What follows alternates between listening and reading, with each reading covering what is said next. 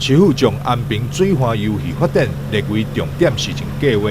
来自高雄的木挺股份有限公司就看好台南发展，积极进驻，特别将安平一间造船厂2700平限制空间活化，将游艇的专业结合旅游公司。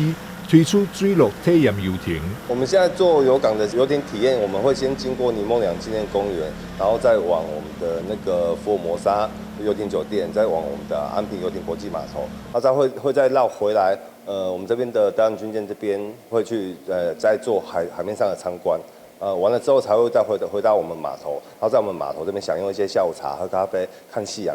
除了台南的水陆游艇，木挺股份有限公司也特别规划澎湖南方四岛游艇跳岛的观光行程，希望在这个暑假提供给游客一个无同款的生活。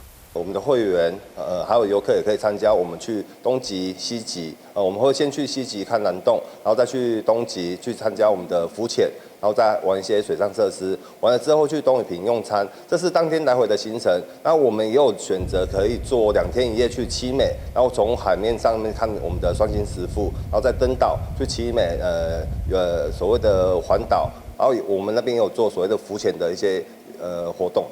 业者表示，安平水域具备发展海上观光优势，大型企业纷纷抢先进驻。木艇公司甲其他关价游艇会员制无同款，并价亲民的游艇观光，伫无同的消费族群，也具有真悬的竞争力。相信未来整个海洋城市规划完成了后，会当吸引更多观光领调来台南佚佗。记者张世维采访报道。